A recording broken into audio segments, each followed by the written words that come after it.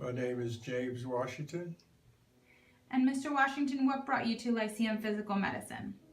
I went to a seminar down at Bourbon Street Cafe, and I was kind of enthused about what I saw on the monitor and with the doctor that explaining the difference between a knee transplant and stem cells. And what did you have going on? A lot of pain. I couldn't walk. Okay. And what procedure are you getting done today? I'm getting the stem cells And where are you getting it done? at Lyceum's Health Center.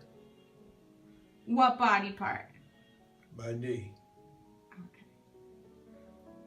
And what do you expect the outcome to be? I want to be running track next year. All right, Mr. Washington. And how did you feel before you got the procedure done?